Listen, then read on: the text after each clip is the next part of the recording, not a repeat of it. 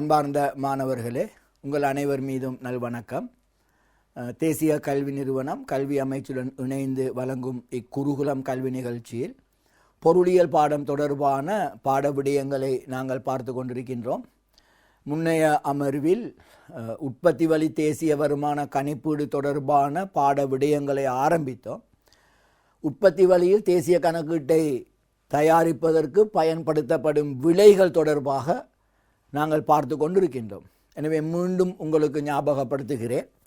3 விலைகளை விளங்க வேணும். 1 அடிப்படை விலை, 2 உற்பத்தியாளர் விலை, 3 கொள்வனவாளர் விலை. அடிப்படை விலை என்பது உற்பத்தியாளர் பொருட்கள் சேவைகளை உற்பத்தி செய்து விற்பனைக்கு தயாராக வைத்திருக்கும் நிலையில் நிலவுகின்ற விலை அடிப்படை விலை ஆகும். இந்த அடிப்படை விலை உற்பத்தி மீது விதிக்கப்படுகின்ற வரிகள் உள்ளடங்காமலும் உற்பத்தி மீது வழங்கப்பட்ட மானியங்களை உள்ளடக்கியதாகவும் காணப்படும். எனவே தான் சொல்கிறோம், இவ் அடிப்படை விலையானது உற்பத்திக்கான வரியிலிருந்து மானியங்கள் கழித்த பெறுமதிக்கு சமமாக இருக்கும். எனவே இது அடிப்படை விலைக்கான வரைவிலக்கணம். இரண்டாவது நாங்கள் பார்க்கிறோம் உற்பத்தியாளர் விலை அல்லவா. அடிப்படை விலையுடன் பொருட்கள் மீது நேரடியாக அறவிடப்படும் வரிகள். மாணவர்கள் இங்கே பொருட்கள் என்பதை உற்பத்தி என்றும் நாங்கள் எடுத்துக்கொள்ளலாம். உற்பத்தி மீது அல்லது பொருட்கள் மீது நேரடியாக அறவிடப்படும் வரிகள் கூட்டப்பட்டு பொருட்கள் மீதான மானியங்கள் நீக்கப்படுவதன் மூலம் உற்பத்தியாளர் விலை பெறப்படுகிறது. இது உற்பத்தி செய்யப்படும் இடத்திலிருந்து விற்பனையாளரை நோக்கி பொருட்கள் செல்லும் போது உற்பத்தியாளரால் அறவிடப்படும் விலையாகும். இதை நாங்கள் உற்பத்தியாளர் விலை என்று சொல்கிறோம். உற்பத்தியாளர் விலை சமன் அடிப்படை விலை சக பண்டத்தின் மீதான வரி சய பண்டத்தின் மீதான மானியம். இது சில புத்தகங்களில் அப்படியும் இருக்கின்றது. இதை நாங்கள் உற்பத்தி மீதான வரி சய உற்பத்தி மீதான மானியம் என்றும் நாங்கள் எடுக்கலாம். இப்போ உற்பத்தி மீதான வரி என்று நாங்கள் கூறுவது இந்த உற்பத்தியாளர்கள், இப்போ உதாரணமாக உற்பத்தியாளர்கள் மீது அரசு அறவிடுகின்ற அனுமதி கட்டணங்கள், மோட்டார் வாகன வரி, முத்திரை வரி, உற்பத்தியாளர்களை அல்லது உற்பத்தியாளர்கள் மீது அரசு நேரடியாக அறவிடுகின்ற வரி அல்ல. மோட்டார் வாகன அனுமதி பத்திரத்தின் மீது ஒரு வரி இருக்கிறது.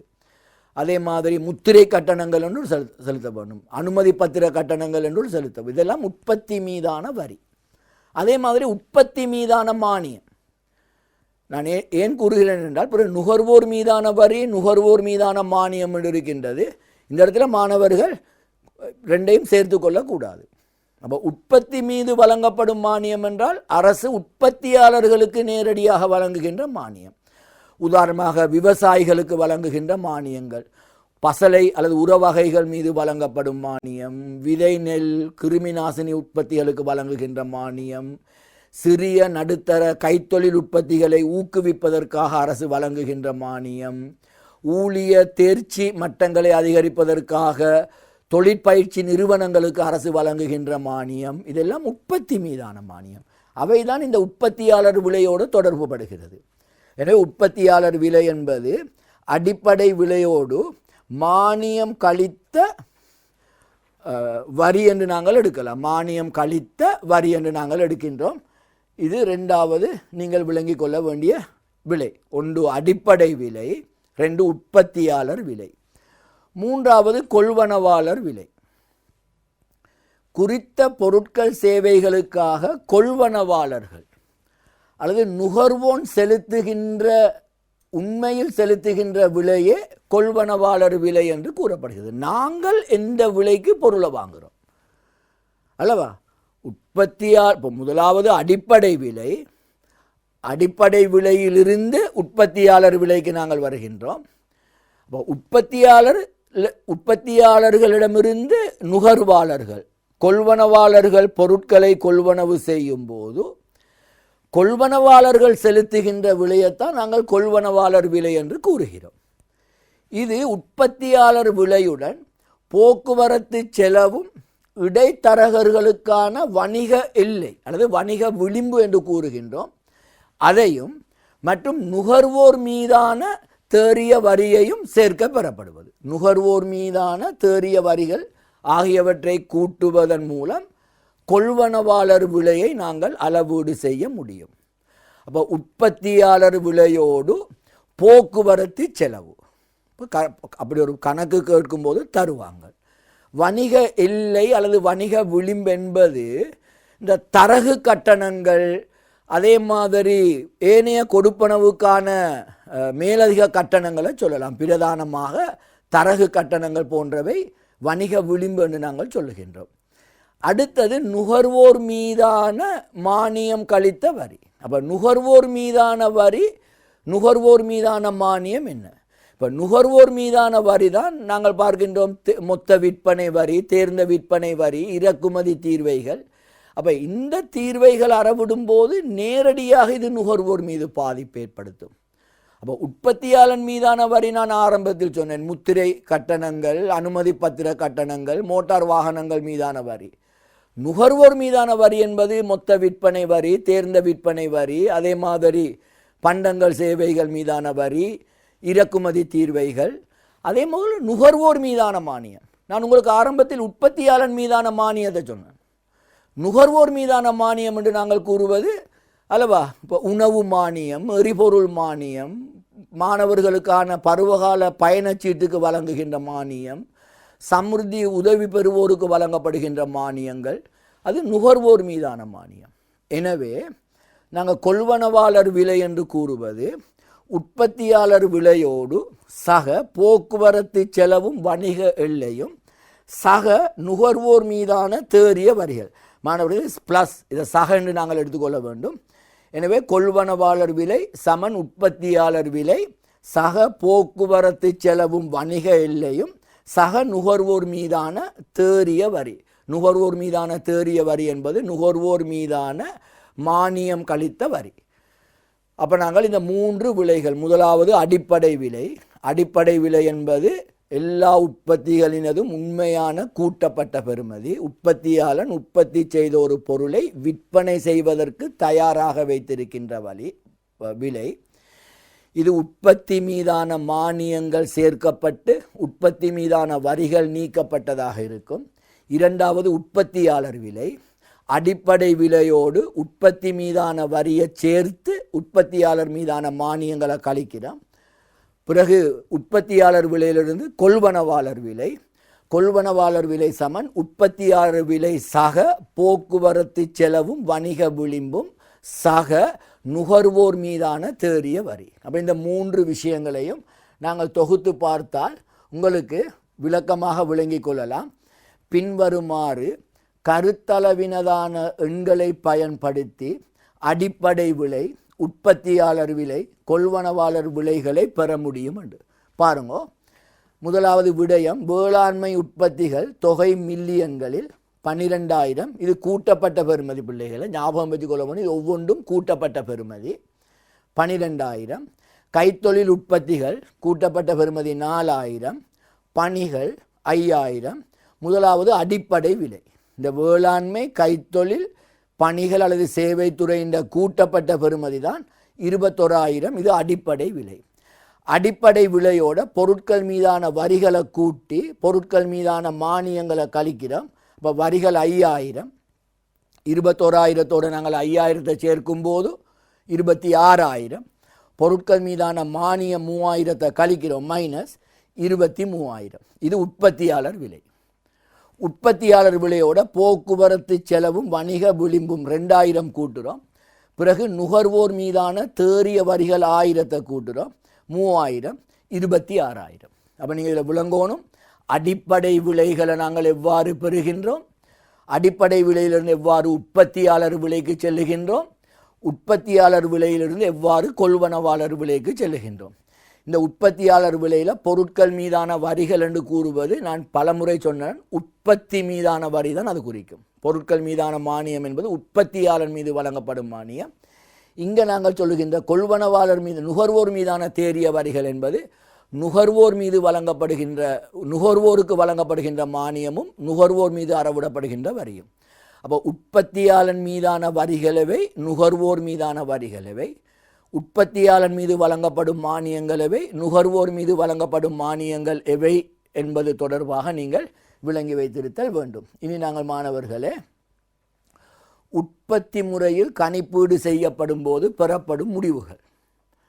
நாங்கள் உற்பத்தி வழியில் தேசிய கணக்கை தயாரிக்கின்ற போது தேசிய உற்பத்தியோடு தொடர்பாக பெறக்கூடிய இந்த முடிவுகள். முதலாவது மொத்த உள்நாட்டு உற்பத்தி, ஜிடிபின்னு எடுக்கிறோம், க்ராஸ் டொமஸ்டிக் ப்ரொடக்ஷன். 2 தேறிய உள்நாட்டு உற்பத்தி, என்டிபி அல்லவா, நெட் டொமஸ்டிக் ப்ரொடக்ஷன், தேறிய உள்நாட்டு உற்பத்தி. 3வது மொத்த தேசிய வருமானம். இப்போ முந்தி நாங்கள் பழைய முறைப்படி 2014க்கு முன்பு மொத்த தேசிய உற்பத்திக்கு போவோம். இப்போ மொத்த தேசிய வருமானம் புதிய முறைப்படி. பிறகு தேறிய தேசிய வருமானம். அப்போ உற்பத்தி வழியில் பெறக்கூடிய முடிவுகள் மொத்த உள்நாட்டு உற்பத்தி, தேறிய உள்நாட்டு உற்பத்தி, மொத்த தேசிய வருமானம், தேறிய தேசிய வருமானம். மாணவர்களே, இந்த 4 முடிவுகளும் சந்தை விலைகளில் தான் இருக்கு. உற்பத்தி வழி தரவுகள் எப்பொழுதும் சந்தை விலைகளில் இருக்கும் என்பதை நீங்கள் கவனத்தில் கொள்ள வேண்டும். அப்போ மொத்த உள்நாட்டு உற்பத்தி என்பது நடப்பு சந்தை விலையில் மொத்த உள்நாட்டு உற்பத்தி, நடப்பு சந்தை விலையில் மொத்த தேசிய வருமானம். அப்போ இந்த 4 விடயங்கள். இதில் இன்னொரு ஸ்டெப் நீங்கள் விளங்க போகணும். நடப்பு சந்தை விலையில் மொத்த உள்நாட்டு உற்பத்தி அளவிட்ட பிறகு எங்களுக்கு தேவைப்படும் போது நிலையான விலையில் மொத்த உள்நாட்டு உற்பத்தியையும் அளவிடலாம். இப்போ நடப்பு சந்தை விலையில் அளவிடுகின்ற மொத்த உள்நாட்டு உற்பத்தியை நிலையான விலையிலான மொத்த உள்நாட்டு உற்பத்தியாக எவ்வாறு மாற்ற முடியும் என்பதையும் மாணவர்கள் தெரிந்து கொள்ளுதல் வேண்டும். இப்பொழுது நாங்கள் உற்பத்தி வழி பிரவேசத்திற்குள் செல்ல இருக்கின்றோம். அப்போ மொத்த உள்நாட்டு உற்பத்தி, பிறகு நிலையான விலையில் மொத்த உள்நாட்டு உற்பத்தி, தேறிய உள்நாட்டு உற்பத்தி, மொத்த தேசிய வருமானம், தேறிய தேசிய வருமானம். இவற்றை எவ்வாறு அளவிடலாம் என்பதை பற்றி படிமுறையில் நாங்கள் இப்பொழுது பார்ப்போம். முதலாவது மொத்த உள்நாட்டு உற்பத்தி, ஜிடிபி. குறித்த ஒரு வருட கால பகுதியில் ஒரு நாட்டின் ஆட்புல எல்லைக்குள் வதிவுள்ள நிறுவன அலகுகளால் உற்பத்தியாக்கப்படுகின்ற அனைத்து இறுதி பொருட்கள் சேவைகளினது பணரீதியான இறுதி வெளியீட்டு பெறுமதி அல்லது அவற்றின் மொத்த கூட்டப்பட்ட பெறுமதியே மொத்த உள்நாட்டு உற்பத்தி என்று கூறுகிறோம். எனவே மாணவர்களே, இந்த மொத்த உள்நாட்டு உற்பத்தி என்பது ஒரு நாட்டின் வதிவுள்ள உற்பத்தி காரணிகள், அந்த நாட்டுக்கு அந்த நாட்டின் ஆட்புல எல்லைக்குள், குறித்த ஒரு வருட கால பகுதியில் ஒரு நாட்டின் ஆட்புல எல்லைக்குள் வதிவுள்ள நிறுவன அலகுகளால் உற்பத்தி செய்யப்படுகின்ற அனைத்து இறுதி பொருட்களினதும் சேவைகளினதும். அப்போ நாட்டின் ஆட்புல எல்லை என்பது முக்கியம். வதிவுள்ள உற்பத்தி அலகுகள் என்பது அந்த நாட்டிற்குள் இருக்கின்ற, இப்போ வெளிநாட்டுக்கு சொந்தமான காரணிகள் இலங்கைக்குள்ள இருந்தாலும் அது எங்கட ரெசிடென்ஷியல்ஸ், வதிவுள்ள என்ற வரையறையில் தான் நாங்கள் எடுக்கிறோம். அப்போ அந்த நாட்டிற்குள் கிடைக்கக்கூடிய, அந்த நாட்டிற்குள் உற்பத்திக்கு பயன்படுத்தக்கூடிய உற்பத்தி காரணிகளை கொண்டு உற்பத்தியாக்கப்படுகின்ற பண்டங்கள் சேவைகளின் இறுதி வெளியீட்டு பெறுமதியை மொத்த உள்நாட்டு உற்பத்தி என்று கூறுகிறோம். மொத்த உள்நாட்டு உற்பத்தியானது எப்பொழுதும் நடப்பு சந்தை விலைகளிலேயே இருக்கும். ஆரம்பத்தில் நான் சொன்னேன், உற்பத்தி வழியில் மொத்த உள்நாட்டு உற்பத்தி அளவிடும் போது மொத்த உள்நாட்டு உற்பத்தி எப்பொழுதும் நடப்பு சந்தை விலைகளிலேயே காணப்படும். பாருங்க, மொத்த உள்நாட்டு உற்பத்திக்கான சமன்பாடு அடிப்படை விலையில் கூட்டிய பெறுமதி சக பண்டத்தின் மீதான வரி சய பண்டத்தின் மீதான மானியம். மொத்த உள்நாட்டு உற்பத்தியை காணும்போது அடிப்படை விலையில் கூட்டிய பெறுமதி சக பண்டத்தின் மீதான வரி சய பண்டத்தின் மீதான மானியம். அல்லது மொத்த உள்நாட்டு உற்பத்தியை இப்படியும் அளவிடலாம். அடிப்படை விலையில் கூட்டப்பட்ட பெறுமதி சக பண்டத்தின் மீதான மானியம் கழித்த வரி. இதை நாங்கள் உற்பத்தி மீதான என்றும் எடுக்கலாம் என்று ஆரம்பத்தில் நான் உங்களுக்கு சொல்லியிருக்கிறேன். அப்போ மொத்த உள்நாட்டு உற்பத்தி எப்படி அளவிடுறோம்? மொத்த உள்நாட்டு உற்பத்தி என்பது குறித்த வருட கால பகுதியில் நாட்டின் ஆட்புல எல்லைக்குள் காணப்படுகின்ற வதிவுள்ள காரணிகளை கொண்டு உற்பத்தியாக்கப்படுகின்ற பண்டங்கள் சேவைகளின் கூட்டப்பட்ட பெறுமதி. இதன் மொத்த உள்நாட்டு உற்பத்தி. எனவே நாங்கள் ஏற்கனவே கண்ட அடிப்படை விலையிலான கூட்டப்பட்ட பெறுமதியோட பண்டத்தின் மீதான மானியம் கழித்த வரியை சேர்த்தால் மொத்த உள்நாட்டு உற்பத்தியை பெறக்கூடியதாக இருக்கும். அடுத்த நாங்கள் பார்ப்போம் ஒரு உதாரணம் பாருங்கள். மொத்த உள்நாட்டு உற்பத்தி வேளாண்மை உற்பத்திகள் 4000 மில்லியன், கைத்தொழில் உற்பத்திகள் GVA gross value added மொத்த கூட்டப்பட்ட பெறுமதி. இப்போ கைத்தொழில் உற்பத்திகளின் கூட்டப்பட்ட பெறுமதி 8000, பிறகு பணிகள் சார்ந்த உற்பத்திகள் 12000, இந்த 3 உற்பத்திகளின் கூட்டப்பட்ட பெறுமதி தான் 24000. மொத்த உள்நாட்டு உற்பத்தி கூட்டப்பட்ட பெறுமதி 24000. பிறகு உற்பத்தி மீதான நேரில் வரிகள், உற்பத்தி மீதான வரிகள் 4000, எனவே 28000. பிறகு உற்பத்தி மீது வழங்கப்படும் மானியங்கள் 6000, அதை நாங்கள் கழிக்கிறோம். சந்தை விலையில் மொத்த உள்நாட்டு உற்பத்தி. அப்போ வேளாண்மை, கைத்தொழில், பணிகள் துறை உள்ளடக்கிய உண்மையான கூட்டப்பட்ட பெறுமதியை எடுத்து அந்த கூட்டப்பட்ட பெறுமதியோட உற்பத்தி மீதான நேரில் வரிகளை கூட்டி உற்பத்தி மீதான மானியங்களை கழித்தால் சந்தை விலையில் மொத்த உள்நாட்டு உற்பத்தியை நாங்கள் பெறக்கூடியதாக இருக்கும். இதுதான் மொத்த உள்நாட்டு உற்பத்தியை அளவீடு செய்வதற்கான வரையறையாக நாங்கள் எடுக்கிறோம். நிலையான விலையில் பிறகு நிலையான விலையில் மொத்த உள்நாட்டு உற்பத்தி. இப்போ நாங்கள் சந்தை விலையில் அளவிட்ட மொத்த உள்நாட்டு உற்பத்தி நடைமுறை விலையில் இருக்கும். அப்போ நடப்பு சந்தை விலையில் அளவிடுகின்ற மொத்த உள்நாட்டு உற்பத்தியை நாங்கள் எப்படி நிலையான விலைக்கு மாற்றுறது? நிலையான விலையில் மொத்த உள்நாட்டு உற்பத்தி குறித்த ஒரு ஆண்டின் மொத்த உள்நாட்டு உற்பத்தியினை யாதாயினும் ஒரு ஆண்டினை நிலையான ஆண்டாக கருதி, உங்களுக்கு தெரியும் நாங்கள் அடியாண்டு என்று சொன்னோம். புதிய கணக்கீட்டின்படி 2010ஆம் ஆண்டை நாங்கள் அடியாண்டாக வைத்திருக்கிறோம். அப்படி ஒரு ஆண்டை நிலையான விலையாக கருதி அவ்வாண்டில் நிலவிய விலை மட்டத்தின் அடிப்படையில் கணிப்பிடுதலே நிலையான விலை மொத்த உள்நாட்டு உற்பத்தி என்று கூறப்படுகிறது. அப்போ குறித்த ஒரு வருடம், ஏதாவது ஒரு வருடத்தை நாங்கள் நிலையான வருடமாக கருதி அந்த வருடத்தில் அளவீடு செய்யப்படுகின்ற உள்நாட்டு உற்பத்தியை நிலையான அல்லது அடியாண்டு விலைக்குரிய உள்நாட்டு உற்பத்தியாக வைத்து கொண்டு அந்த ஆண்டுக்குரிய விலைகளை அடியாண்டு விலை மட்டமாக வைத்து கொண்டு பிறகு வருகின்ற ஒவ்வொரு ஆண்டிலும் உற்பத்தி செய்கின்ற மெய் உற்பத்திகளை அந்த நிலையான விலையின் அடிப்படையில் அளவீடு செய்து கூறுறது தான் நிலையான விலை உள்நாட்டு உற்பத்தி என்று நாங்கள் கூறுகிறோம். அப்போ இங்கே நடைமுறை விலைக்கும் நிலையான விலைக்கும் உள்ள வித்தியாசம், நடைமுறை விலையில் நாங்கள் அளவிடும் போது ஒவ்வொரு ஆண்டின் உற்பத்தியையும் அந்த ஆண்டுக்குரிய விலை மட்டத்தால் பெருக்கிறோம். 2010ஆம் ஆண்டு உற்பத்தியை 2010ஆம் ஆண்டு விலை மட்டத்தால் பெருக்கிறோம். 2015ஆம் ஆண்டு உற்பத்தியை 15ஆம் ஆண்டு விலை மட்டத்தால் பெறுகிறோம். 20ஆம் ஆண்டு செய்கின்ற உற்பத்தியை 20ஆம் ஆண்டு விலை மட்டத்தால் பார்க்கிறோம். அது நடைமுறை விலை. ஆனால் நிலையான விலை அப்படி அல்ல. 2010ஆம் ஆண்டு விலை மட்டம் அடியாண்டுக்குரிய அல்லது நிலையான வருடத்துக்குரிய விலை மட்டமாக வைக்கப்பட்டால் அதற்கு பின்னர் வருகின்ற ஒவ்வொரு ஆண்டிலும் செய்யப்படுகின்ற உள்நாட்டு உற்பத்தியை அந்த அடியாண்டு நாங்கள் 2010 நடைமுறையில் எடுத்திருக்கிறதுனால நிலையான ஆண்டாக அந்த ஆண்டின் விலை மட்டத்தின் அடிப்படையில் அளவிடுறோம். அவ்வாறு அளவிடுவதற்கு ஒரு மாற்று வழிமுறை ஒன்று இருக்குது. நாங்கள் அந்த ஆண்டு அடியாண்டு விலை மட்டத்தை தேடி போக தேவையில்லை. அந்த அடியாண்டு நிலையான விலை உற்பத்தியையும் நடப்பு வருட நிலையான விலை நடப்பு வருட உற்பத்தியையும் வைத்து உற்பத்தி சுருக்கி ஒன்று அளவிடுறோம். இது நாங்கள் உள்ளார்ந்த உற்பத்தி சுருக்கி என்று கூறுகிறோம்.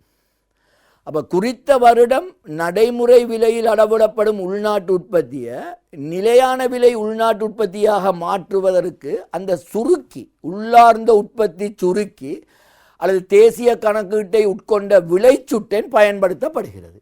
அப்போ நீங்கள் மாணவர்களே பார்க்கலாம், குறித்த ஒரு ஆண்டின் மொத்த உள்நாட்டு உற்பத்தியினை யாதாயினும் ஒரு ஆண்டினை நிலையான ஆண்டாக கருதி அவ்வாண்டில் நிலவிய விலை மட்டத்தின் அடிப்படையில் கணிப்பிடுதலே நிலையான விலையிலான மொத்த உள்நாட்டு உற்பத்தி எனப்படுகிறது.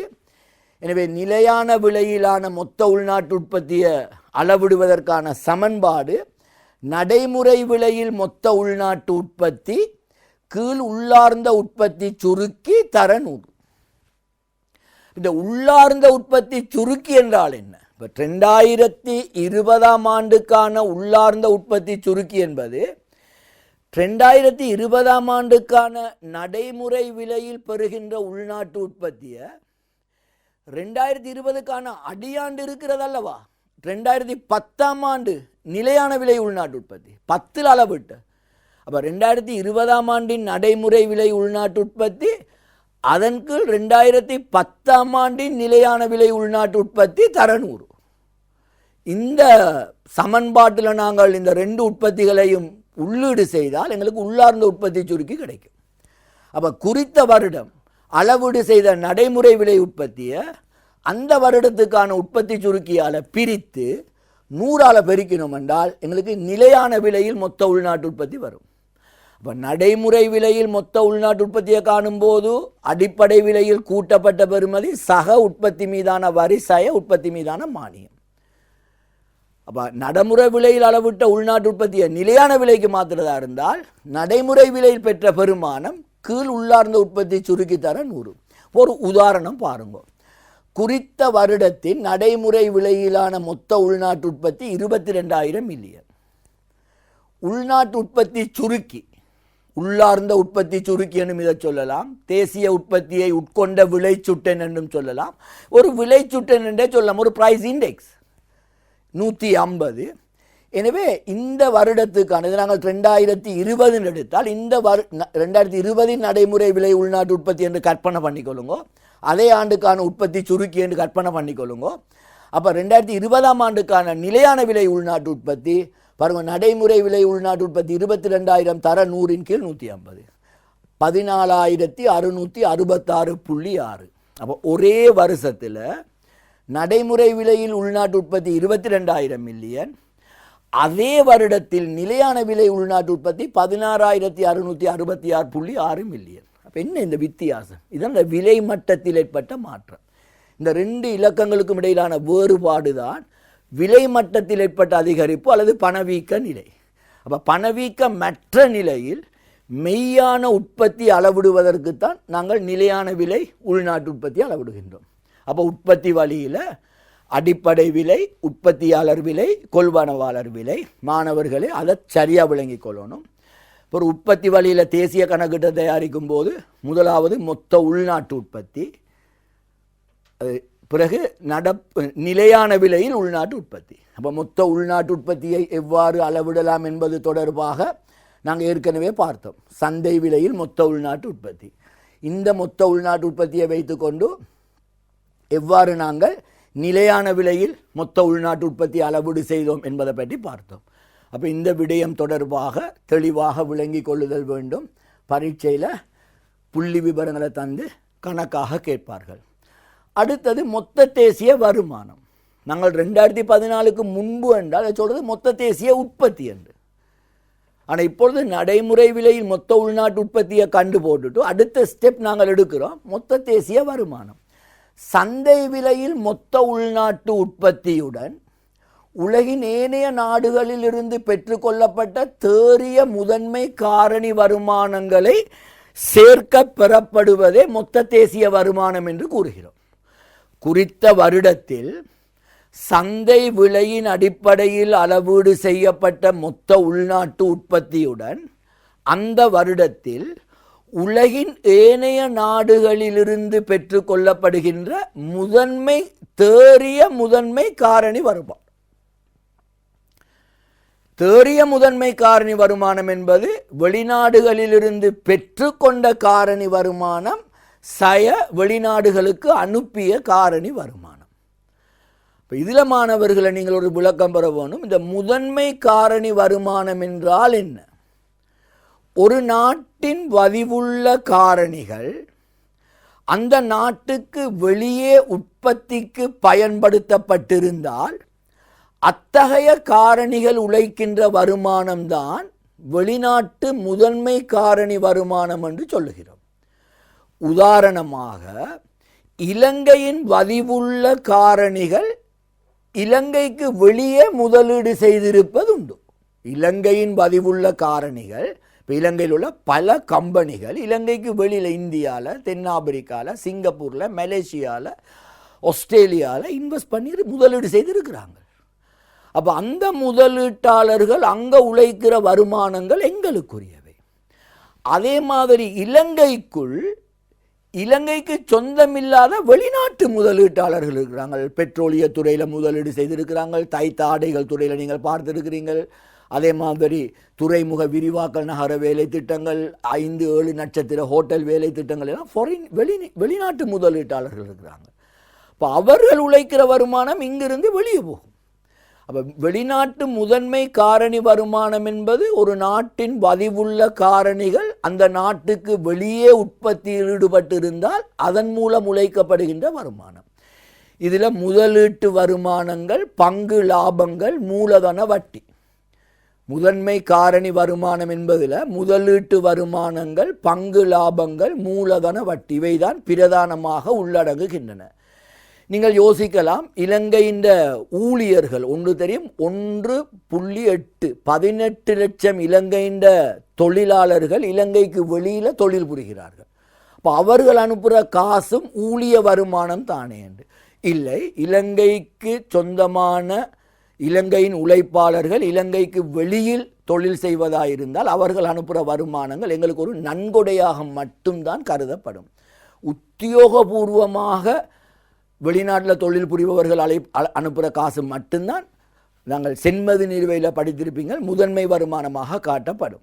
எனவே முதன்மை காரணி வருமானம் என்பதில் முதலீட்டு வருமானம், பங்கு லாபம், மூலதன வட்டி என்ற மூன்றும் சேர்க்கப்படுகிறது. எனவே மொத்த தேசிய வருமானத்தை எப்படி அளவிடுகின்றோம்? மொத்த உள்நாட்டு உற்பத்தியோட வெளிநாட்டு முதன்மை வருமானங்களை கூட்டி வெளிநாட்டுக்கு செலுத்தும் முதன்மை வருமானங்களை கழிக்கிறோம். இந்த முதன்மை வருமானத்தில் முதலீட்டு வருமானம், பங்கு லாபம், மூலதன வட்டி உள்ளடங்கும். அல்லது மொத்த தேசிய வருமானம். இந்த மொத்த தேசிய வருமானத்திலிருந்து மூலதன நுகர்வை கழித்தால் தேறிய தேசிய வருமானம் பெறப்படும். அது இங்கே சின்ன ஒரு விஷயம் என்பதனால இதில் நான் சேர்த்திருக்கிறேன். உற்பத்தி வழியில் மொத்த உள்நாட்டு உற்பத்தி, பிறகு தேறிய உள்நாட்டு உற்பத்தி, மொத்த தேசிய வருமானம், தேறிய தேசிய வருமானம்.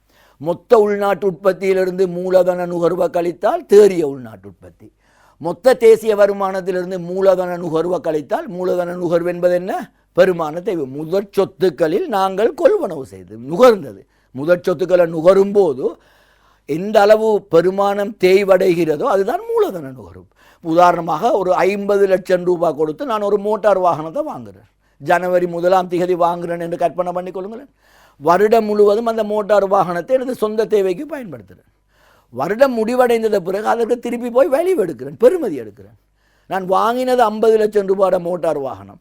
வருடம் முடிந்த பிறகு அதை போய் நீங்கள் அந்த வாகனங்களுக்கு பெறுமதி வழங்குகிற டிபார்ட்மெண்ட்டில் போய் பெறுமதி எடுத்தால் அவர் சொல்லுவான் ஒரு 42 லட்சம் தான் பெறுமாண்டு. அப்போ வாங்கும்போது 50 லட்சம், இப்போ 42 லட்சம். 8 லட்சத்துக்கு என்ன நடந்தது? அதுதான் மூலதன நுகர்வு. அதான் இந்த மோட்டார் வாகனத்தில் நீங்கள் நுகர்ந்தது. அப்போ அதை தான் நிலையான மூலதன நுகர்வுன்னு சொல்கிறோம். இது பழைய வேர்ட் பெருமான தேய்வு. எனவே மொத்த தேசிய வருமானத்திலிருந்து நிலையான மூலதன நுகர்வை கழிக்கும் போது தேறிய தேசிய வருமானம் வரும். எனவே மாணவர்களை பாருங்கள், உற்பத்தி வழி ஒன்று மொத்த உள்நாட்டு உற்பத்தி, அடிப்படை விலையில் கூட்டப்பட்ட பெறுமதி சக உற்பத்தி மீதான வரி சய உற்பத்தி மீதான மானியம், பிறகு நிலையான விலையில் மொத்த உள்நாட்டு உற்பத்தி, நடைமுறை விலையில் மொத்த உள்நாட்டு உற்பத்தி, தர 100 கீழ் உள்ளார்ந்த உற்பத்தி சுருக்கி, மூன்றாவது தேறிய உள்நாட்டு உற்பத்தி, மொத்த உள்நாட்டு உற்பத்தி சய மூலதன நுகர்வு, பிறகு மொத்த தேசிய வருமானம், நடைமுறை விலையில் மொத்த உள்நாட்டு உற்பத்தி சக அனைத்து உலக நாடுகளிலும் இருந்தான தேறிய முதன்மை காரணி வருமானம், பிறகு தேறிய தேசிய வருமானம், மொத்த தேசிய வருமானம் சய நிலையான மூலதன நுகர்வு. இந்த கான்செப்டை நீங்கள் விளங்கி கொண்டால் போதும். இப்போ நாங்கள் ஒரு உதாரணம் மூலம் பார்ப்போம். இப்போ நான் சொன்ன இந்த 4 அளவீடுகளையும் எப்படி எடுக்கிறோம்? பொருளாதார நடவடிக்கைகள். மாணவர்கள் இதெல்லாம் வேல்யூ ஆடட், அதாவது கூட்டப்பட்ட பெறுமதி என்பதை நீங்கள் வைத்துக்கொள்ள வேணும். நான் வேணும்னா இதில் கூட்டப்பட்ட பெறுமதி என்று எழுத இருந்தது. பொருளாதார நடவடிக்கை, வேளாண்மை காடாக்கள், அவற்றின் கூட்டப்பட்ட பெறுமதி 4000. கைத்தொழில் கூட்டப்பட்ட பெறுமதி 8000. சேவைகள் 12000. அடிப்படை விலையில் கூட்டப்பட்ட பெறுமதி 1 சக 2 சக 3 24,000 மில்லியன் ரூபாய் மில்லியன்களில். பொருட்கள் மீதான மானியம் நீங்களாக வரிகள் 4000. மானியம் நீங்களாக வரிகள் அப்போ தேறியதுக்கு வந்திருக்கிற 4000 ப்ளஸில் இருக்குது.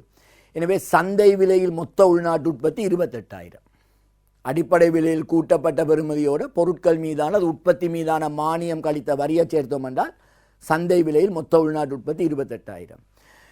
உலகின் ஏனைய நாடுகளில் இருந்தான தேறிய முதன்மை வருமானம், உலகின் ஏனைய நாடுகளில் இருந்தான தேறிய முதன்மை வருமானம் 8,000. இது வெளிநாட்டு முதன்மை காரணி வருமானம் வெளிநாட்டுக்கான முதன்மை காரணி கொடுப்பனவு. அப்போ அது மைனஸில் எடுக்குது பிரக்கெட். எனவே சந்தை விலையில் மொத்த தேசிய வருமானம் இந்த 28,000 தேறிய முதன்மை காரணி வருமானம் 8,000 கழிக்கிறோம் 20,000. பிறகு நிலையான மூலதன நுகர்வு 2,000 தேய்வு. எனவே சந்தை விலையில் தேறிய தேசிய வருமானம் 18,000. அப்போ நாங்கள் இங்கே அடிப்படை விலையில் கூட்டப்பட்ட பெறுமதி, சந்தை விலையில் மொத்த உள்நாட்டு உற்பத்தி, சந்தை விலையில் தேசிய வருமானம், சந்தை விலையில் தேறிய தேசிய வருமானம். இதில் சில நேரம் உள்ளார்ந்த உற்பத்தி சுருக்கி தரப்பட்டிருந்தால் சந்தை விலையில் மொத்த உள்நாட்டு உற்பத்தியை சுருக்கியால் பிரித்து 100ஆல் பெருக்கினால் நிலையான விலையில் மொத்த உள்நாட்டு உற்பத்தியை இவ்விடத்தில் நாங்கள் எடுத்திருக்க முடியும். அப்போ உற்பத்தி முறையில் தேசிய கணக்கை தயாரிப்பதற்கான ஒரு மாதிரி கணக்கை நாங்கள் இங்கே பார்த்துருக்கின்றோம். இந்த ஆர்டரை மாணவர்கள் விளங்கி கொள்ள வேண்டும். இது பெருசாக யோசிக்கிறதுக்கு ஒன்றும் இல்லை, புதிய விஷயங்கள் என்றாலும் கூட அடிப்படையாக இருக்கின்றன. எனவே மாணவர்களே, அடுத்து நாங்கள் பார்ப்போம் உற்பத்தி எல்லை, உற்பத்தி வரம்பு என்று நாங்கள் கூறுகிறோம். ஏற்கனவே இந்த உற்பத்தி வழி தொடர்பான மாதிரி பயிற்சி கணக்குகளை நாங்கள் இறுதியில் பார்ப்போம். எங்களுக்கு தேவை இந்த புதிய விஷயங்களை உங்களுக்குள் நுழைத்து கொள்வது. ஏற்கனவே வகுப்பறை மட்டத்தில் இது பற்றி நீங்கள் விளக்கமாக படித்திருப்பீர்கள்.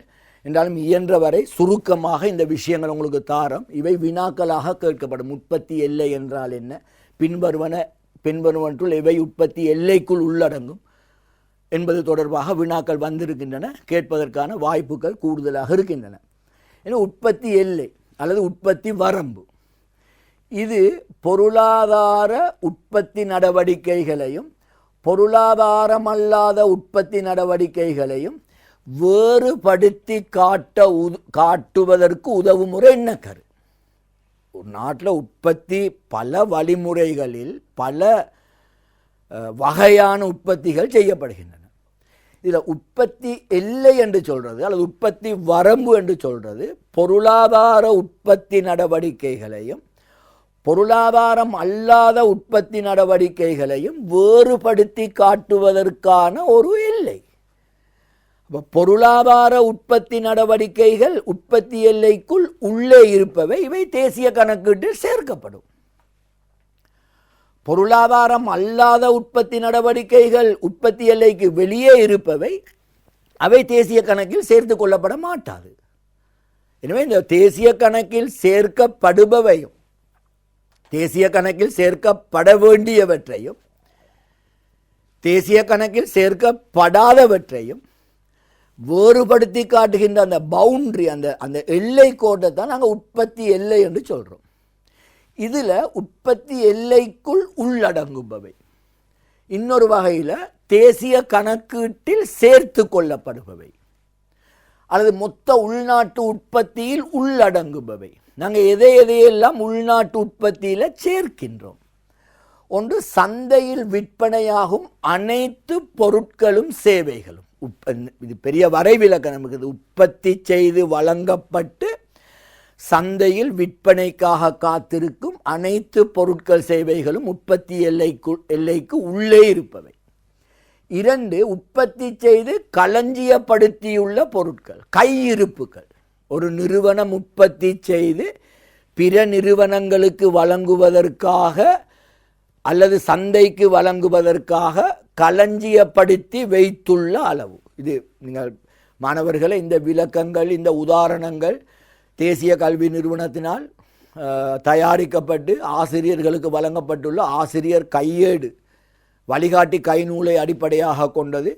எனவே உங்களுக்கும் இதை நீங்கள் தேசிய கல்வி நிறுவனத்தின் வெப்சைட்டுக்கு போனால் நீங்கள் அதை டவுன்லோட் பண்ணி எடுக்கலாம். எனவே இந்த விளக்கங்களை அதில் பெற்றுக்கொள்ளுங்க. நாங்கள் அந்த ஃப்ரேமுக்கு வெளியே இந்த வகுப்பை நாங்கள் கொண்டு போக இல்லை. உங்களுக்கு ஏதாவது ஒரு சந்தேகம் வருமா இருந்தால் நீங்கள் தேசிய கல்வி நிறுவனத்தின் பொருளியல் பாடத்துக்கான புதிய ஆசிரியர் வழிகாட்டு கைநூலை பாருங்க. வகுப்பாசிரியர்கிட்ட கேளுங்க. தேவை என்றால் அதை நீங்கள் பிரதி பண்ணிக்கொள்ளுங்க. எனவே மேலதிக விவரங்களை நீங்கள் பெற்றுக்கொள்ள முடியும். எனவே இந்த வசனங்களுக்கு விரிவான விளக்கங்கள் அங்கே இருக்கின்றன. எனவே எங்களுக்கு 1 மணி நேரத்துக்குள் பூரணமாக இந்த விளக்கங்களை தர முடியாது. மூணாவது தனது சொந்த வீட்டிலிருந்து வழங்கும் தங்குமிட வசதிகள், போர்டிங், அதுவும் உற்பத்தி எல்லைக்குள்ள உட்பட்டது. தனது சொந்த நுகர்வு கருதிய விவசாய உற்பத்திகள். பழைய நாங்கள் 2014க்கு முன்பு இவற்றை தேசிய கணக்கில் சேர்ப்பதா இல்லையா என்ற வாத பிரதிவாதம் இருந்தது. அதை விமர்சன ரீதியாக கதைத்தோம். இப்போ அப்படி இல்லை. தனது சொந்த நுகர்வு கருதிய விவசாய உற்பத்திகள், காட்டிலிருந்து உணவு வருதல், வேட்டையாடுதல், விறகு வெட்டுதல், மீன் பிடித்தல், இப்படி பல செயற்பாடுகள் இருக்கின்றன. அப்போ இவை தேசிய கணக்கில் அல்லது உற்பத்தி வரம்பில் உள்ளடங்குபவை. ஐந்தாவது விவசாய உற்பத்திகளை தயாரித்தல். பாருங்கள், நெல் எடுத்து அரிசி ஆக்குதல், அரிசி எடுத்து மாவாக்குதல், இறைச்சி மீன்களை பதனிடல், பாலை தயிராக்குதல், தயிரை மோராக்குதல், விளைத்தல், வனைதல், குடும்ப ரீதியாக கிராமிய ரீதியாக நாங்கள் செய்கின்ற சிறிய சிறிய உற்பத்தி செயற்பாடுகள் எல்லாமே உற்பத்தி எல்லைக்குள் உள்ளடங்குபவையாக காட்டப்படுகின்றன. பின்வருவனவற்றுள் உற்பத்தி எல்லைக்குள் உள்ளடங்குபவை எவை? பல்தேர்வு வினாக்களில் கேட்கப்படலாம். சந்தையில் விற்பனையாகும் அனைத்து பொருட்கள் சேவைகள், உற்பத்தி செய்து களஞ்சியப்படுத்தப்பட்டுள்ள பொருட்கள் சேவைகள், தனது சொந்த நுகர்வு கருதிய உற்பத்திகள், விவசாய உற்பத்திகளை தயாரித்தல், நெல்லிடித்து அரிசியாக்குதல், அரிசி எடுத்து மாவாக்குதல், அந்த மாவை வைத்து உணவுப் பொருட்களை தயாரித்து விற்பனை செய்தல், இறைச்சி மீன் போன்றவற்றை பதனிடல், பாலை தயிராக்குதல், விளைத்தல், வனைதல், இது உற்பத்தி எல்லைக்குள் உள்ளடங்குபவை. அடுத்தது உற்பத்தி எல்லைக்குள் உள்ளடங்காதவை, தேசிய கணக்கீட்டில் கவனத்தில் கொள்ளாதவை. நாங்கள் சொல்கிறோம் உற்பத்தி எல்லைக்குள் உள்ளடங்காதவை. வீட்டை அழகுபடுத்துதல், வீடு துப்புரவாக்குதல், குழந்தை பராமரிப்பு, முதியோர் நோயாளர் பராமரிப்பு, சமைத்தல், சொந்த நுகர்வுக்காக வீட்டில் சமைத்தல், உணவு பரிமாறுதல், துவைத்தல், ஆறு கடல் நீர்த்தேக்கங்களில் இயற்கையாக உருவாகும் மீன்கள், இயற்கையாக வளரும் மரம் செடி கொடிகள், கற்றலும் ஓய்வெடுத்தலும் தேசிய கணக்கில் அல்லது உற்பத்தி எல்லைக்குள் உள்ளடங்காதவை. உற்பத்தி எல்லைக்குள் உள்ளடங்காதவை என்பதனால இவை தேசிய கணக்கீட்டினும் உள்ளடங்குவதில்லை. வீட்டை அழகுபடுத்துதல், குழந்தை பராமரிப்பு, முதியோர் நோயாளர் பராமரிப்பு, சமைத்தல், உணவு பரிமாறுதல், துவைத்தல், ஆறு கடல் நீர்த்தேக்கங்களில் இயற்கையாக உருவாகும் மீன்கள் மீனினங்கள், இயற்கையாக வளரும் மரம் செடி கொடிகள் என கற்றலும் ஓய்வெடுத்தலும் என்பன நீங்கள் வீட்டில் இருந்து உயர் பரீட்சையை முன்னோக்கி படிக்கிறதா இருந்தால், படித்துவிட்டு நீங்கள் ஒரு ஓய்வெடுக்கிறதா இருந்தால் அவை உற்பத்தி எல்லைக்குள் உள்ளடங்குறது இல்லை. ஆனால் உத்தியோகபூர்வமாக ஒருவன் தொழில் செய்தல், இந்த தொழில் செய்வதனால ஓய்வெடுத்தல் ஒரு பொருளாதார பொருள், அது உற்பத்தியில் சேர்க்கப்பட வேணும். சேர்ப்பதா இல்லையா என்பதில் வளர்முக நாடுகளில் பிரச்சனை இருக்கின்றது. ஆனால் வளர்ந்த நாடுகள் அவற்றையும் ஒரு பொருளாதார மாறியாக எடுத்துக்கொள்ளுகின்றன. ஓய்வெடுத்தலும் ஒரு பொருளாதார பொருள். யாருக்கு? கடுமையாக அல்லது உத்தியோகபூர்வமாக உழைக்கின்ற ஒருவன் ஓய்வெடுக்கிறத கருதுகிறோம். ஆனால் இங்கே என்ன, ஒரு மாணவன் கற்றலும் கற்றலின் பின்னர் ஓய்வெடுத்தலும் உற்பத்தி எல்லைக்குள் உள்ளடங்காதவை. அப்போ இதில் விளங்குறீங்க உற்பத்தி எல்லை என்றால் என்ன. அப்போ உற்பத்தி எல்லைக்கு நாங்கள் ஒரு வரைவிலக்கணம் கூறியிருக்கிறோம் மாணவர்களே. இது பொருளாதார உற்பத்தி நடவடிக்கைகளையும் பொருளாதாரம் அல்லாத உற்பத்தி நடவடிக்கைகளையும் வேறுபடுத்தி காட்ட உதவும் ஒரு எண்ணக்கரு. இது நாங்கள் உற்பத்தி எல்லை என்று சொல்கிறோம். உற்பத்தி எல்லைக்குள் உள்ளடங்குபவை பார்த்தோம். அதே மாதிரி உற்பத்தி எல்லைக்குள் உள்ளடங்காதவை தொடர்பாக பார்த்தோம். இனி நாங்கள் அடுத்த தலைப்புக்கு போவோம். அவதானிக்க முடியாத பொருளாதார நடவடிக்கைகள். அவதானிக்க முடியாத பொருளாதார நடவடிக்கைகள் என்றால், பெரும்பாலான நாடுகள் தேசிய உற்பத்தியை கணிப்பீடு செய்கின்ற போது சில பொருளாதார நடவடிக்கைகள் அவை பொருளாதார ரீதியில் பயனுள்ளவையாய் உள்ள போதிலும் அல்லது அவை தேசிய கணக்கீட்டில் உள்ளடக்கப்பட வேண்டியதாய் உள்ள போதிலும் அவை பற்றிய தகவல்கள் முறையாக கிடைப்பதில்லை என்பதால் தேசிய கணக்கீட்டில் சேர்க்கப்படுவதில்லை. அவ்வாறு தேசிய கணக்கீட்டில் சேர்க்கப்படாத நடவடிக்கைகளைத்தான் நாங்கள் அவதானிக்க முடியாத பொருளாதார நடவடிக்கைகள் என்று சொல்கிறோம். அப்போ நீங்கள் விளங்க வேணும் அல்லவா, தேசிய கணக்கீட்டை தயாரிக்கின்ற போது பல்வேறு காரணங்களால் தேசிய கணக்கை தயாரிக்கின்ற அதிகாரிகளுக்கு சில தகவல்கள் கிடைப்பதில்லை. நாங்கள் சொல்கிறோம் அவை சில பொருளாதார நடவடிக்கைகள் தொடர்பாக தகவல்கள் கிடைப்பதில்லை என்பதால் தேசிய கணக்கீட்டில் அவற்றை உள்வாங்குறதுல பிரச்சனை இருக்கிறது. அப்போ தேசிய கணக்கீட்டில் உள்ளடக்கப்பட வேண்டிய ஆனால் முறையாக தகவல்கள் கிடைக்க பெறாமை காரணமாக தேசிய கணக்கீட்டில் உள்ளடங்காமல் இருக்கின்ற நடவடிக்கைகள் அல்லது பொருளாதார செயற்பாடுகளைத்தான் அவதானிக்க முடியாத பொருளாதார நடவடிக்கைகள் என்று கூறுகிறோம். இந்த அவதானிக்க முடியாத பொருளாதார நடவடிக்கைகள் இரு வகைப்படும். ஒன்று மறைக்கப்பட்ட பொருளாதார நடவடிக்கைகள், ரெண்டு சட்டவிரோத பொருளாதார நடவடிக்கைகள். ஒன்று மறைக்கப்பட்ட பொருளாதார நடவடிக்கைகள், ஹிடன் எக்கனாமிக்ஸ் ஆக்டிவிட்டீஸ் நாங்கள் சொல்கிறோம். மறைக்கப்பட்ட பொருளாதார நடவடிக்கைகள் என்று நாங்கள் சொல்வது, அதாவது முறையான அளவீடுகள் இல்லாமல் அல்ல அளவீடுகளை செய்யாமல் வேண்டுமென்றே சில உற்பத்தி செயற்பாடுகள், வருமான செயற்பாடுகள், பொருளாதார நடவடிக்கைகள் மறைக்கப்படுகின்றன அல்லது குறைத்து மதிப்பிடப்படுகின்றன. அப்பங்க என்ன ஒரு தேசிய உற்பத்தியில் உள்ளடங்க வேண்டியதாய் இருந்தாலும் கூட அங்கே முறையான அட்டவணைப்படுத்தல்களோ முறையான கணக்கீட்டு வழிமுறைகளை பின்படுத்தாமலோ அல்லது அவை பற்றிய தகவல்களை வெளிக்காட்டாமலோ அல்லது அவற்றின் பெருமானங்களை குறைத்து மதிப்பீடு செய்வதன் மூலமோ பல்வேறு பொருளாதார நடவடிக்கைகள் வெளிக்காட்டப்படுவதில்லை. அப்போ அவ்வாறானவற்றை நாங்கள் மறைக்கப்பட்ட பொருளாதார நடவடிக்கைகள் என்று கூறுகிறோம். எவை மறைக்கப்பட்ட பொருளாதார நடவடிக்கைகள்? ஒன்று, இறக்குமதி பொருட்களுக்கு குறைவாக பெறுமதியிடல். இறக்குமதி பொருட்களுக்கு குறைவாக பெறுமதியிடல். அதனை இறக்குமதி பொருட்களுக்கு குறைவாக பெறுமதியிடல் இப்போ இலங்கையிலெல்லாம் பாரிய அளவில் நடைபெறுகிறது. இப்போ உதாரணமாக இப்போ இலங்கையின் ஒரு துணி இறக்குமதியாளன், உதாரணம் நாங்கள் இருப்போமே, சீனாவிலிருந்து ஒரு ஒரு தொகை துணியை இறக்குமதி செய்யும் போது அவன் இறக்குமதி செய்கிற துணின்ற உண்மையான பெறுமதி ஒரு 10 மில்லியன்கள் இருக்கலாம். ஆனால் இன்வாய்ஸில் அவர் காட்டுறது 5 மில்லியன்.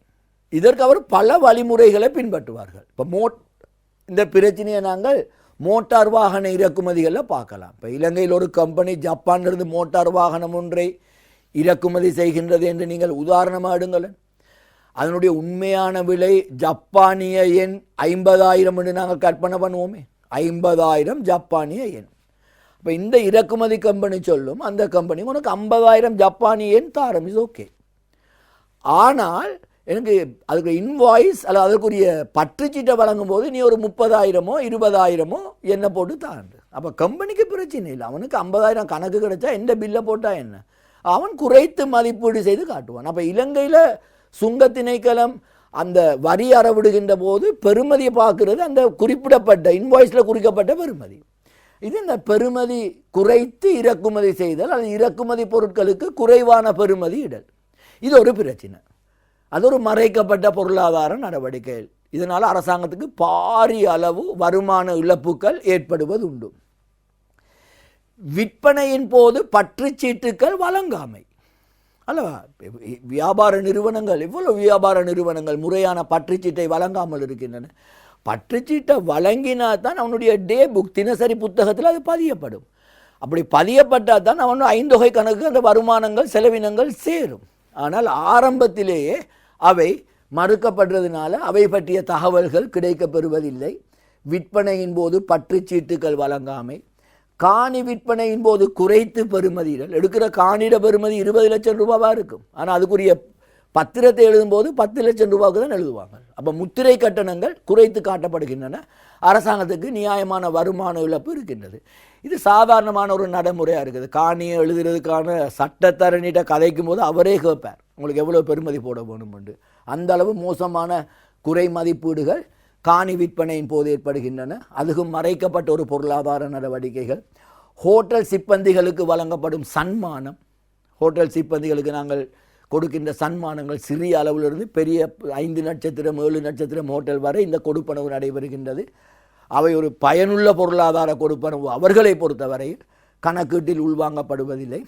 அரச உதவிகளுக்காக வருமானங்களை குறைத்து காட்டுதல். இப்போ உதாரணமாக அரசாங்கத்திட புலமை பரிசில்களை பெறுவதற்கு, சமுர்த்தி உதவுத்தொகை போன்றவற்றை பெறுவதற்காக உண்மையான வருமானத்தை குறைத்து காட்டுவார்கள். அரச உதவிகளுக்காக வருமானங்கள் குறைத்து காட்டப்படுகின்ற போதும் சரியான தகவல்கள் கிடைக்கப்பெறுவதில்லை. மறைக்கப்பட்ட பொருளாதார நடவடிக்கை என்றால் என்ன? முறையான அறிக்கைப்படுத்தல்களோ பதிவிடல்களோ இல்லாமல் பெறுமதிகளை குறைத்து அல்லது வருமானங்களை குறைத்து காட்டுவதன் மூலம் அல்லது வருமானங்களை காட்டாமல் விடுவதன் மூலம் தேசிய கணக்கீட்டிற்குள் உள்வாங்கப்படாத செயற்பாடுகள் மறைக்கப்பட்ட பொருளாதார நடவடிக்கைகள் எனப்படும். அவை இறக்குமதி பொருட்களுக்கு குறைவான பெறுமதியிடல், விற்பனையின் போது பற்றுச்சீட்டுக்களை வழங்காமை, காணி விற்பனையின் போது குறைந்த பெறுமதியிடல், ஹோட்டல் சிப்பந்திகளுக்கு வழங்கப்படும் சன்மானங்கள், அரச உதவிகளுக்காக வருமானங்களை குறைத்து காட்டுதல். மாணவர்களே, ஆசிரியர் கைநூலுக்கு போங்கள், இன்னும் நிறைய உதாரணங்கள் இருக்கின்றன. ஒன்று, அவதானிக்க முடியாத பொருளாதார நடவடிக்கைகளில் ஒன்று மறைக்கப்பட்ட பொருளாதார நடவடிக்கைகள். 2, சட்டவிரோத பொருளாதார நடவடிக்கைகள், இல்லீகல் எக்கனாமிக்ஸ் ஆக்டிவிட்டீஸ். சட்டவிரோத பொருளாதார நடவடிக்கைகள் இவை சட்டத்துக்கு முரணாக சட்டவிரோதமாக சில உற்பத்தி விற்பனை முகவர்களால் செய்யப்படுகின்ற பொருளாதார நடவடிக்கைகள். இவை பாதாள உலக பொருளாதார நடவடிக்கைகள், கருப்பு கணக்குகள் என்று பல மாதிரி நாங்கள் சொல்லலாம். அப்போ நாட்டின் வளமையான சட்ட விதிமுறைகளுக்கு அப்பாற்பட்டு, சட்ட விதிமுறைகளுக்கு உட்படாமல், எந்த விதமான கணக்கு வழக்குகளும் முறையாக காட்டப்படாமல் சட்ட ரீதி அற்ற வகையில் இடம்பெறுகின்ற பொருளாதார நடவடிக்கைகளை சட்டவிரோத பொருளாதார நடவடிக்கை என்று சொல்கிறோம். அவை எவை? ஒன்று, சட்டவிரோத மதுபான போதைப் பொருட்கள் உற்பத்தியும் விற்பனையும். பாருங்கள், சட்டவிரோத மதுபான உற்பத்திகள் எந்த அளவில் நடைபெறுகின்றன என்று நீங்கள் தொலைக்காட்சி செய்திகளை இப்போது பார்ப்பீர்களாக இருந்தால் அது ஒரு தனி அழகாக இப்பொழுது காட்டி கொண்டிருக்கிறார்கள். அந்த அளவு ஒவ்வொரு நகர பிரதேசங்களிலையும் பின்தங்கிய கிராம பிரதேசங்களிலும் காட்டு பிரதேசங்களிலும் இந்த மதுபான உற்பத்தி நடைபெறுகிறது. போதைப் பொருள் சட்டவிரோதமாக மில்லியன் கணக்கான ரூபாய் பெறுமதியான போதைப் பொருட்கள் கைப்பற்றப்படுகின்றன. இவை எந்த அளவு பணப்பரிமாற்றத்துக்கு உட்படுகின்றன? எனவே சட்டவிரோத மதுபானம், போதைப் பொருள் உற்பத்தியும் விற்பனையும், பாதாள உலக பொருளாதார நடவடிக்கைகள்.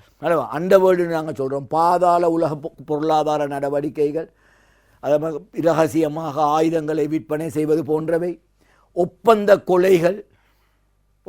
கொலைகள், சட்டவிரோத பந்தயம் பிடித்தல், மேட்ச் ஃபிக்ஸிங் நீங்கள் சொல்லலாம் பார்க்கலாம், சட்டவிரோத பந்தயம் பிடித்தல், கணிகையர் தொழில், விபச்சாரம் என்று சொல்கிறோம் அந்த தொழில், கள்ளக்கடத்தல், சட்டவிரோத ஆயுத உற்பத்தியும் விற்பனையும், இவையெல்லாம் சட்டவிரோத பொருளாதார நடவடிக்கைகள். அப்போ அவதானிக்க முடியாத பொருளாதார நடவடிக்கைகள் என்றால் எவைன்னு கேட்டால் ஒன்றை மட்டும் எழுத இயலாது, ரெண்டையும் நீங்கள் எடுக்கணும். ஒன்று மறைக்கப்பட்ட பொருளாதார நடவடிக்கைகள், 2 சட்டவிரோத பொருளாதார நடவடிக்கைகள். மறைக்கப்பட்ட பொருளாதார நடவடிக்கைக்கு ஒரு 4-5 உதாரணங்கள், சட்டவிரோத பொருளாதார நடவடிக்கைக்கு சில உதாரணங்களை நீங்கள் தெரிந்து வைத்திருத்தல் வேண்டும். அடுத்தது முறை சாராத பொருளாதார நடவடிக்கைகள் அல்லவா, இன்ஃபார்மல் எக்கனாமிக்ஸ் ஆக்டிவிட்டீஸ். முறை சாராத பொருளாதார நடவடிக்கை என்பது அது சட்டவிரோதமானது அல்ல. அது அதாவது வளமையான சட்ட விதிமுறைகளுக்கு முன்னுரிமை வழங்காமல் சுயாதீனமாக நடைபெறுகின்ற பொருளாதார நடவடிக்கை தான் முறை சாராத பொருளாதார நடவடிக்கை என்று நாங்கள் கூறுகிறோம். அப்போ இதை நாங்கள் சட்டவிரோதமான பொருளாதார நடவடிக்கை என்று கூறுவதில்லை. அதற்காக சட்ட விதிமுறைகளுக்கு உட்பட்டதாக இவை அமைவதும் இல்லை. அதற்கான சட்ட பாதுகாப்புகளோ அரச பாதுகாப்புகளோ அல்லது தொழில் சார்ந்த பாதுகாப்புகளோ இல்லாமல் நடைபெறுகின்ற பொருளாதார நடவடிக்கையை நாங்கள் முறை சாராத நடவடிக்கை என்று கூறுகிறோம். நடைபாதை வியாபாரம், அதே மாதிரி கூலி தொழில் அல்லவா, கூலி தொழிலில் ஈடுபடுகின்றவர்கள், நிர்மாணத்துறை தொழிலாளர்கள் மாத்திரமல்ல, இது மேசன்மார், அதே போல அல்லவா பெயிண்டிங், டெய்லர்ஸ், சாரதிகள், முச்சக்கர வண்டி ஓட்டுநர்கள், இதெல்லாம் முறை சாராத பொருளாதார நடவடிக்கைகள். இலங்கையின் மொத்த ஊழியப்படையில் ஏறக்குறைய 60% முறை சாராத துறையில் தான் ஈடுபட்டிருக்கிறார்கள். அதை நீங்கள் கட்டாயம் விளங்கிக் கொள்ளுதல் வேண்டும். வளர்ந்து வரும் நாடுகளில் இதனுடைய பங்களிப்பு மிக அதிகம். சில்லறை கடைகள், பெட்டி கடைகள், சிறு விவசாய நடவடிக்கைகள்.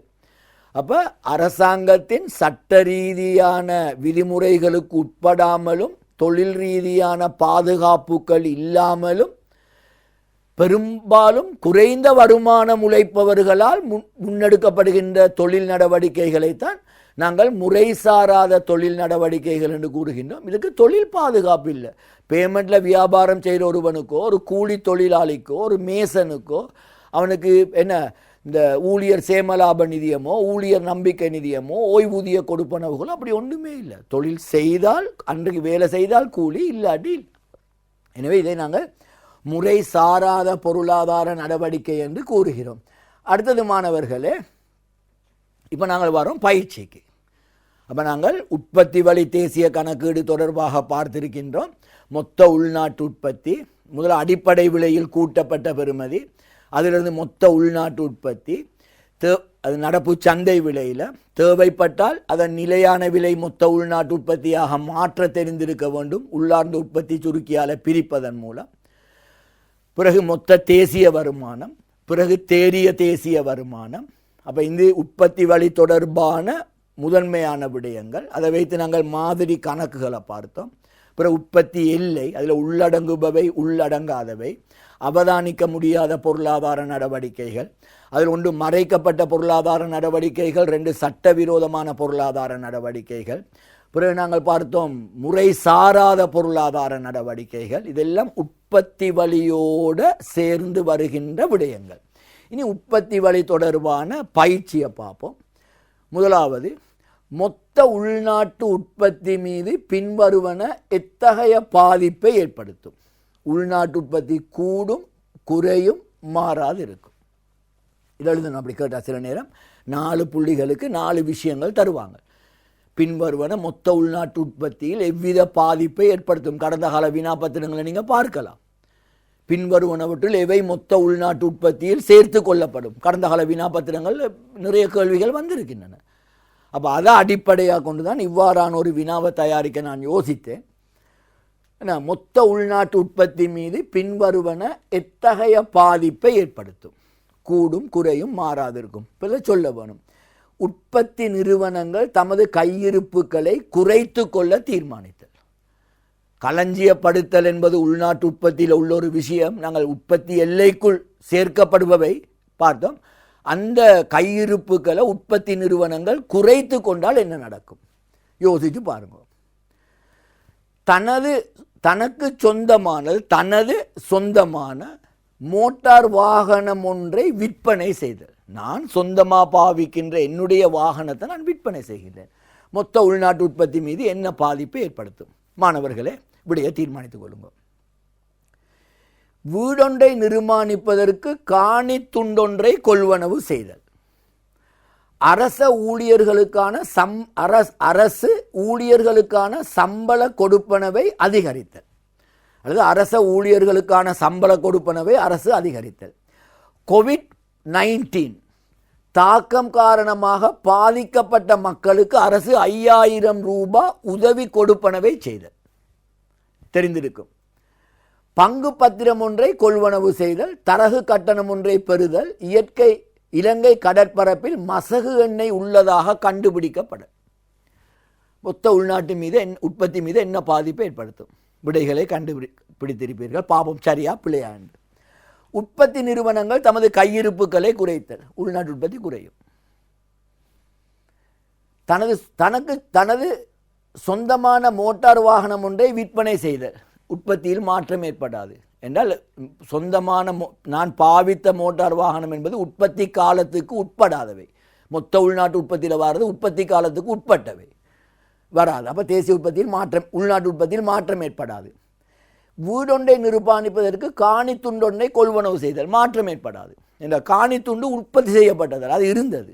உள்நாட்டு உற்பத்தி என்பது அந்த வருடம் உற்பத்தி செய்யப்பட்டது. காணி துண்டொன்றை கொள்வனவு செய்தால் அது உற்பத்தி செய்யப்பட்டதல்ல. உள்நாட்டு உற்பத்தியில் மாற்றம் ஏற்படாது. அரச ஊழியர்களுக்கான சம்பள கொடுப்பனவை அரசு அதிகரித்தல், உள்நாட்டு உற்பத்தி கூடும். COVID-19 தாக்கம் காரணமாக பாதிக்கப்பட்ட மக்களுக்கு வழங்கும் 5000 ரூபாய் கொடுப்பனவு, மாற்றம் ஏற்படாது. மாற்றல்கள் தேசிய கணக்கில் சேர்றது இல்லை. பங்கு பத்திரம் ஒன்றை கொள்வனவு செய்தல், மாற்றல் சேர்றது இல்லை. என்ன பங்கு பத்திரங்கள் சார்ந்த நிதி ஆவணங்கள் தேசிய கணக்கில் சேர்றது இல்லை. பங்கு பத்திரங்கள், திரைசேரி உண்டியல்கள் முறிகள், அதே மாதிரி டிபெஞ்சர்ஸ், இதெல்லாம் தேசிய கணக்கில் சேர்றது இல்லை. தரகு கட்டணம் ஒன்றை பெறுதல் சேரும். நீங்கள் ஒரு பங்கு பத்திரத்தை வாங்கினால் தேசிய கணக்கில் சேராது. ஆனால் பங்குக்கான தரகு கட்டணம் தேசிய கணக்கில் சேரும். பங்கு லாபம் சேரும். அப்போ தேசிய உள்நாட்டு உற்பத்தி கூடும். இலங்கை கடற்பரப்பில் மசகு எண்ணெய் உள்ளதாக கண்டுபிடிக்கப்படல். மசகு எண்ணெய் உள்ளதாக கண்டுபிடித்தால் அது உள்நாட்டு உற்பத்தியில் சேராது. ஏன்னா கண்டுபிடிச்சிருக்கிறாங்க, அகழ்ந்தெடுக்க இல்லையே. இலங்கை கடற்பரப்பில் மசகு எண்ணெய் உள்ளது, ஓகே, கண்டுபிடிச்சாச்சு. எப்போ அகழ்ந்தெடுக்கிறாங்களோ அப்போ தான் அது உள்நாட்டு உற்பத்தியை கூட்டும். எனவே இங்கே மாற்றம் ஏற்படுத்த மாட்டாது. எனவே மொத்த உள்நாட்டு உற்பத்தி மீது இவை எவ்வாறான தாக்கத்தை ஏற்படுத்தும் என்பதை விளங்கிக் கொள்ள வேணும். எனவே இறுதியாக மாணவர்கள் இந்த பயிற்சியை நீங்கள் அல்லவா நீங்கள் வேணுமென்றால் இது யூடியூப்பில் இருக்கிறது திருப்பியும் பார்த்து போட்டுட்டு தீர்மானிக்கலாம். இதை செல்ஃபாக என்ன சொந்தமாக நீங்கள் செய்து பாருங்கள். பின்வரும் தகவல்கள் ஒரு நாட்டின் தேசிய கணக்கீடு தொடர்பானவையாகும். விவசாயத்துறையின் கூட்டப்பட்ட பெறுமதி, பண்டம் மீதான நேரில் வரி, உலகின் ஏனைய நாடுகளில் இருந்தான முதன்மை காரணி வருமானம், கைத்தொழில்துறையின் கூட்டப்பட்ட பெறுமதி, நிலையான மூலதன நுகர்வு, சேவைகள் கூட்டப்பட்ட பெறுமதி, உலகின் ஏனைய நாடுகளில் இருந்தான முதன்மை காரணி கொடுப்பனவு, பண்டம் மீதான மானியம், உள்ளார்ந்த உற்பத்தி சுட்டேன். அடிப்படை விலையில் கூட்டப்பட்ட பெறுமதி, விவசாயம் கைத்தொழில் சேவையை கூட்டினால் வரும். சந்தை விலையில் மொத்த உள்நாட்டு உற்பத்தி, அடிப்படை விலையில் கூட்டப்பட்ட பெறுமதியோட உற்பத்தி மீதான அல்லது பண்டம் மீதான நேரில் வரியை கூட்டி மானியத்தை கழித்தால் வரும். நிலையான விலையில் மொத்த உள்நாட்டு உற்பத்தி, நடைமுறை விலையில் மொத்த உள்நாட்டு உற்பத்தியை உள்ளார்ந்த உற்பத்தி சுருக்கி 150ஆல் பிரித்து 100ஆல் பெரித்தால் விடி எடுப்பீங்கள். மொத்த தேசிய வருமானம், அடிப்படை விலையில் மொத்த உள்நாட்டு உற்பத்தியோட ஏனைய நாடுகளில் இருந்தான முதன்மை காரணி வருமானத்தை கூட்டி காரணி கொடுப்பனவில் கழித்தால் அந்த விட வரும். தேறிய தேசிய வருமானம், நிலையான மூலதன நுகர்வை கழித்தால் வரும். இதை மாணவர்கள் நீங்கள் சுயமாக செய்து பார்க்க வேண்டும். அன்பார்ந்த மாணவர்களே, இந்த தரப்பட்ட குறுகிய 1 மணி 55 நிமிடங்களுக்குள் நாங்கள் இந்த முழுமையாக இந்த கணக்குகள் அல்லது விடயங்களை தர வேண்டி இருக்கின்றது. இயலுமான வரை உற்பத்தி வழி தேசிய கணக்கீடு தொடர்பான புதிய விடயங்களை உள்வாங்கி உங்களுக்கு தந்திருக்கின்றேன். தந்த விடயங்களின் மேலதிக தகவல்கள், மேலதிக வாசிப்புகளுக்கு நீங்கள் ஆசிரியர் வழிகாட்டி கைநூலை தேசிய கல்வி நிறுவனத்தின் அந்த நூலை நீங்கள் பார்க்க வேணும். இந்த விடயங்கள் தொடர்பாக நீங்கள் என்ன யூடியூப்பில் போய் குருகெதர எஜுகேஷன் ப்ரோக்ராம்னு அடிச்சிங்கள் என்றால் இந்த இவை வரும். நீங்கள் அதை டவுன்லோட் பண்ணி மூல பார்த்து கொள்ளுங்க. எனவே இந்த நிகழ்வு முடிவு அடைகிறது. அடுத்த நிகழ்ச்சியில் வருமான வழி, செலவு வழி தேசிய கணக்கீடு, தேசிய கணக்கீட்டின் முக்கியத்துவம், பிரச்சினைகள் தொடர்பான ஏனைய பகுதிகளை பார்க்கக்கூடியதாக இருக்கும். இத்துடன் இந்த நிகழ்ச்சியை முடித்துக்கொண்டு மீண்டும் ஒரு முறை சந்திக்கின்றேன். நன்றி, வணக்கம்.